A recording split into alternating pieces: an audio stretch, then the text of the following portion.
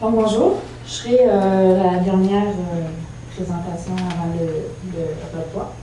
Je vais vous parler de la production graphique. Donc, c'est ici que le livre devient un objet concret.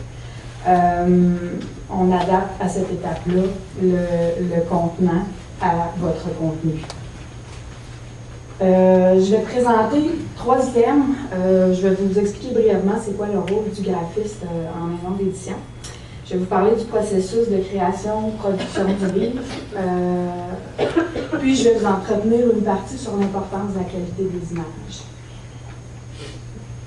Donc le rôle du graphiste en édition comporte deux aspects, si on veut. Il y a un côté qui est très créatif, puis un côté qui est très technique. Donc, du côté créatif, on s'attarde à mettre en valeur le contenu de votre ouvrage, puis d'essayer d'en faciliter la lecture ou le repérage. C'est ça qui fait que quand on feuillette un livre, on va s'attarder à une image, à un titre, un sous-titre, etc. Donc, ces 2 systèmes-là, ça va être surtout par la grille graphique intérieure qu'on va créer, qui vont c'est ça, mettre en valeur le contenu. On va aussi travailler à rendre le livre attrayant pour le lecteur potentiel. D'un point de vue peu esthétique, dans le sens de ce qui est important, c'est qu'on reflète le contenu de l'ouvrage. Quand on voit l'ouvrage, mais on a une idée de ce dont ça parle. Puis aussi d'un point de vue marketing, se démarquer des autres livres parce qu'il y en a beaucoup. Puis de s'adresser à votre public cible. Pour le côté technique, c'est évidemment d'assurer la production, le montage des fichiers informatiques, la préparation des fichiers pour l'impression et de s'assurer que même rendu à l'impression, ils font ça en conformité avec ce que nous, on a demandé. Pour le processus de création-production, il y a plusieurs étapes. Je vais revenir plus en détail sur le processus création.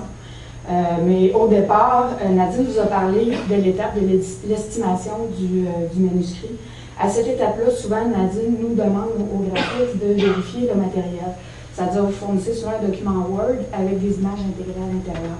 Nous, on doit extraire ces images-là, puis vérifier si elles sont utilisables, c'est-à-dire d'assez bonne qualité. Si ce n'est pas le cas, est-ce qu'on peut les améliorer?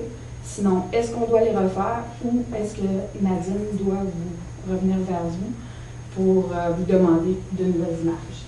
Donc, on intervient déjà au tout début pour vérifier ces éléments-là. Par la suite, un petit peu plus tard dans le processus, on va intervenir pour la création, j'y reviens après. Une fois les éléments créés, soit la grille intérieure, la couverture, on va évidemment préparer les fichiers pour impression, comme je l'ai mentionné tout à l'heure. Puis, on va travailler aussi à l'approbation des épreuves en collaboration avec Carole, qui, elle, regarde plus le côté détail, contenu, texte, coquille. Et nous, les graphistes, on vérifie si les épreuves sont conformes à ce qu'on souhaite voir comme couleur, mesure, etc. Donc, je fais une parenthèse sur un exemple de présentation de texte qui a été mentionné souvent, qu'on souhaite un document le plus simple possible et le plus nettoyé possible pour la mise en page. Je vous montre ici un exemple d'un document Word qu'on a reçu. Il y a beaucoup d'encadrés, de fonds de couleur, différentes typographies, des italiques, etc., même des textes centrés. Nous, on doit tout balayer ça pour repartir de zéro.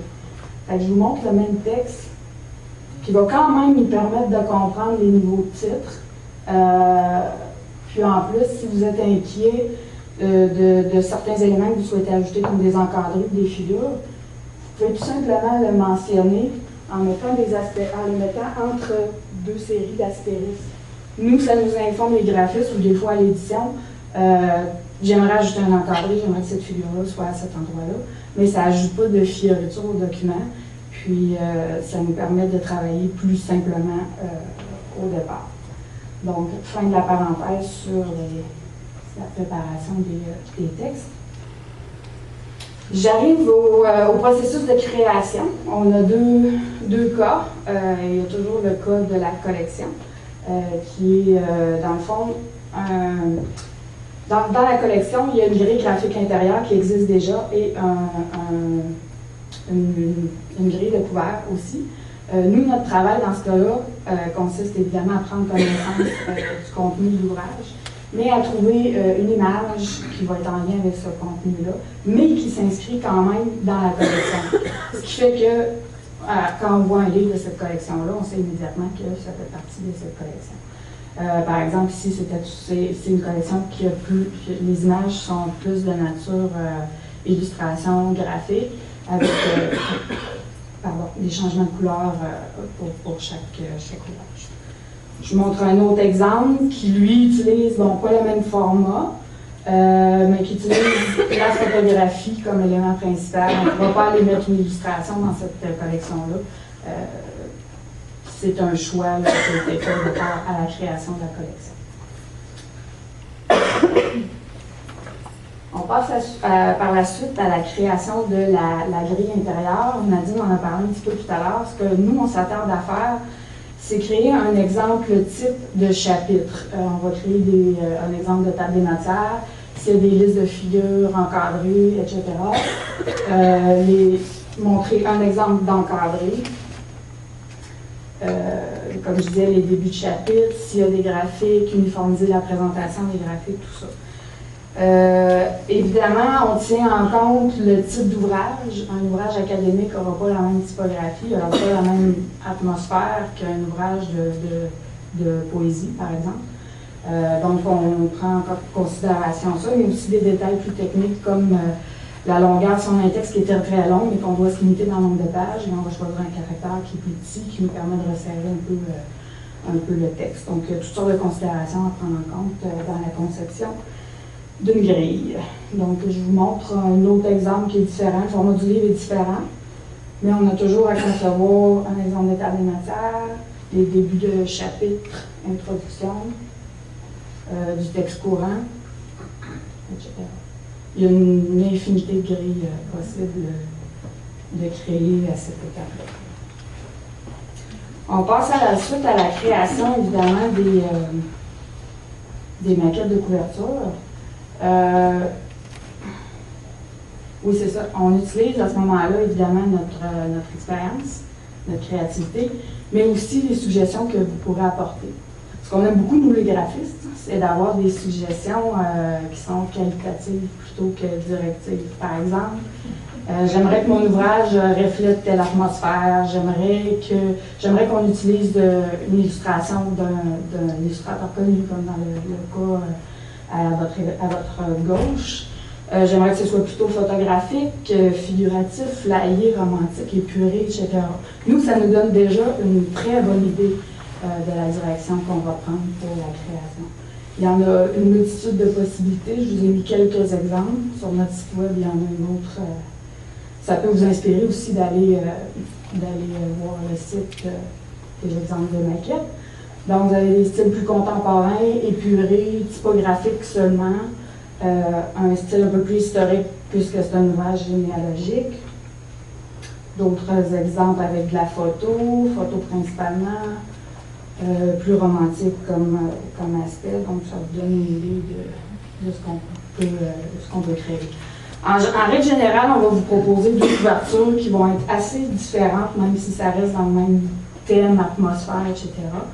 C'est à vous à ce moment-là de nous donner vos approbations, corrections, commentaires, changements. Voilà. J'ai une petite parenthèse aussi à faire sur l'approbation des maquettes. On va souvent vous envoyer vos deux maquettes. Non, je vais y revenir. On va souvent vous envoyer des maquettes que vous allez voir à l'écran. Nous, les graphistes, on utilise des écrans qui sont calibrés aux couleurs de l'imprimerie. Donc, ce qu'on voit de notre écran, c'est exactement ce qui va sortir sur la presse. Par contre, ce que vous allez recevoir chez vous, vous allez peut-être le regarder sur votre écran d'ordinateur de bureau, votre portable, même votre téléphone mobile. Ça se peut que les couleurs diffèrent un petit peu. Donc, vous allez recevoir par la suite votre ouvrage imprimé. Vous allez dire, oh, c'était peut-être pas tout à fait la nuance que j'avais vue. C'est important de garder ça à l'esprit, que ça se peut qu'il y ait des petites différences. C'est jamais majeur, mais des fois, on reste à l'esprit avec une impression. Puis, il y a des petites différences. Je ne sais pas si on voit ici, ça arrive souvent avec des couleurs très flash, si on peut dire. Les tons de peau, on les voit généralement un peu différents à l'écran. Je les ai, les exemples ici, si jamais vous voulez regarder. D'autres exemples, des couleurs un peu terre, un peu salies. Des fois, on a de la difficulté à voir les bonnes couleurs à l'écran. C'est important de juste garder ça à l'esprit quand on fait l'approbation des épreuves. Si vous n'êtes pas sûr du bleu-là, je ne suis pas certaine, on peut en discuter aussi pour essayer de s'assurer qu'on voit les mêmes choses. Je reviens sur la maquette de couverture. On a évidemment créé le couvert 1, mais le livre, c'est un objet 3 dimensions. Donc, une fois que votre couvert est approuvé, nous, on va créer ce qu'on appelle l'épine du livre, qui contient le titre et le nom d'auteur, puis la maquette de la couverture 4, évidemment. Ça se fait en aplat comme ça. C'est vraiment notre montage graphique qui va être envoyé tel quel à l'impression. Vous allez revoir cette maquette-là une fois montée pour approuver l'allure générale aussi. Puis à partir de là, ben, c'est les dernières corrections d'épreuves, envoi des fichiers à l'impression, approbation des épreuves et vous allez finalement recevoir votre ouvrage imprimé. Ça clôt pas mal le processus de production-création. J'entre dans un sujet important, la qualité des images. Je vous mets en contexte, souvent on reçoit vos manuscrits avec, comme je le disais tout à l'heure, les images intégrées dans Word. Word a malheureusement le défaut de compresser les images, souvent vont être recadrées, écrasées, tout ça. Puis comme j'expliquais, nous on doit extraire ces images-là, vérifier si elles sont utilisables, mais la plupart du temps, c'est pas le cas. Donc, c'est important de prendre le temps au départ comment je pourrais dire, c'est que vous mettez beaucoup d'énergie sur écrire un texte, élaborer un contenu, puis quand vous arrivez avec les images pour appuyer ce contenu-là, ben, c'est un petit peu négligé. Puis pourtant, c'est aussi important que le texte que vous travaillez. Donc, ce qu'on souhaite avoir, c'est une image de bonne qualité. Puis c'est quoi une image de bonne qualité? C'est évidemment une image qui a les bonnes dimensions. Si vous souhaitez une image pleine page, mais que vous m'envoyez une petite photo comme ça, moi, je peux difficilement créer de la qualité avec cette image-là. Ensuite de ça, c'est une image qui a une bonne résolution. Je vais revenir, je vais vous expliquer ce que c'est par la suite. Si possible, avoir l'image originale, nous, on va faire le traitement qu'il faut pour le procédé d'impression. Et aussi la bonne couleur, si votre ouvrage est en noir et blanc ou en couleur. Déjà, de l'avoir déterminé au départ, c'est important. Donc, qu'est-ce que la bonne résolution d'image? Richard parlait tout à l'heure, il vous montrait une image imprimée qui était composée d'une multitude de petits points. Bien, c'est le cas aussi pour une image numérique, une photo numérique ou une illustration qui a été numérisée. C'est composé de plusieurs points. Plus il y a de points dans un espace donné, par exemple un pouce carré si on veut, plus le point va être petit, donc plus mon image va être précise et de qualité. La façon dont on mesure la résolution, c'est par le nombre de points qu'il y a dans un pouce, ou en anglais dots per inch, ce qu'on appelle les dpi. Il y a plusieurs possibilités, mais je m'attarde aux deux principales. L'écran d'ordinateur a une résolution de 72 dpi, ce qui est beaucoup moins que ce qui est nécessaire pour l'imprimer. Pour imprimer une image de qualité, on doit avoir un minimum de 300 dpi, avec une image qui a ses dimensions à 100%. Je vais vous donner un exemple. Après ma barre, cette image-là me semble correcte. Je la regarde, elle a l'air nette. Je vous montre à côté une deuxième image. Vous en avez une qui est à 72, une à 300 dpi. C'est une simulation, évidemment. Mais après ma barre, on peut dire qu'il n'y a pas tant de différence de qualité entre les deux. Par contre, si j'ai besoin d'agrandir cette image-là, voyez ce que ça donne. Ce que ça dit, dans le fond, c'est que je ne peux pas inventer de la qualité. Je peux en enlever, je peux diminuer des images, mais je ne peux pas agrandir ou ajouter. Donc, c'est important à la base de fournir des images de qualité suffisante. Je vais vous donner juste quelques exemples de cas d'images. Dans le cas des photos, ce qu'on aime, ce qu'il faut considérer en fait, c'est le format final que vous voulez utiliser. Comme je viens d'inventer tantôt, si je viens d'inventer une photo de 2 pouces par 2 pouces, elle doit être au minimum, l'original, de 2 pouces par 2 pouces à 300 dpi. Faites attention aussi à la mise au point. On reçoit beaucoup de photos qui a du flou. C'est difficile de déflouer la photo une fois qu'elle est prise. Le meilleur des cas, c'est de nous fournir la photo originale. On fait ce qu'on veut, en guillemets, avec après ça. Et le cas des photos d'auteur, vous avez travaillé beaucoup pour votre ouvrage. C'est le fun après ça que votre photo en couvert 4 soit vous mettre en valeur. Donc, on fait toujours attention à la même chose, le format de la photo. Pas nous enlever une photo qui est petite comme ça. La résolution, la mise au point, mais aussi faire attention aux arrière-plans des photos. On reçoit beaucoup de photos maison où les gens sont photographiés soit devant une bibliothèque, un mur de briques, une haie. En tout cas, il y a différentes possibilités. Puis, dans le fond, ce qu'on veut illustrer, c'est que si j'ai plusieurs photos d'auteur pour un collectif, il y a 4 personnes qui écrivent, j'ai toutes les photos avec des arrière-plans différents, à un moment donné, ça devient difficile à uniformiser. C'est beaucoup de travail pour détourer les images. Fait que, je vous donne des exemples de photos. Ça ne coûte plus tellement cher aujourd'hui d'aller chez le photographe professionnel que d'aller chez Sears, puis de se faire prendre une bonne photo. Puis même, une photo maison, comme celle du bas, est de qualité suffisante avec un arrière-plan qui est neutre. Fait que c'est parfait pour un couverture 4. On vous demande de faire attention à ça parce que c'est vraiment c'est quelque chose qui revient fréquemment, là, la qualité de la photo pour votre ouvrage. Juste pour finir, je fais un petit tour avec les autres formats d'images qu'on peut rencontrer. Si vous avez des logos, c'est rare, mais des fois, on a des logos à mettre en couverture 4 pour des partenaires à la publication. Donc, les formats idéaux, c'est les formats vectoriels qu'on appelle, qui sont EPS, AI, ou ceux qui connaissent peut-être, des fichiers Illustrator. On accepte aussi les fichiers JPEG, TIFF, mais de très bonne qualité, comme je disais tantôt, 300 dpi, au format souhaité. Ne jamais utiliser les fichiers JPEG, GIF ou PNG qui ont été tirés d'un site web. Mettons que je donne un exemple, je veux le logo de l'université, des presses de l'Université du Québec, je vais sur leur site web, puis je prends le logo dans le coin, puis je le glisse, je le copie sur mon ordinateur, ça ne fonctionne pas pour l'imprimer. On se retrouve avec la résolution à 72 dpi.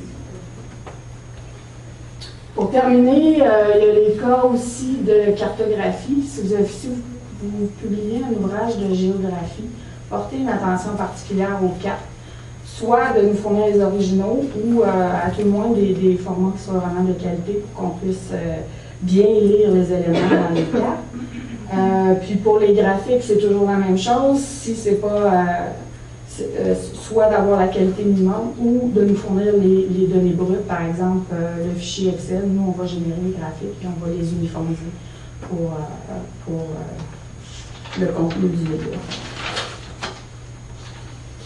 En conclusion, c'est que dans le doute, prenez le téléphone, appelez Nadine. Elle, si elle a une question, elle va nous parler, elle va nous questionner ou elle va même nous passer la ligne. On va vous dire si votre image convient ou qu'est-ce qu'on souhaite avoir comme image. Puis, on travaille pour vous. Notre travail à nous, les graphistes, c'est vraiment de mettre en valeur le fruit d'1 an de travail de votre part ou de 2 ans, etc. Donc, quand on a du matériel de qualité au départ, ça vaut la peine de mettre un petit peu d'énergie pour pouvoir vraiment donner un résultat de la meilleure qualité possible.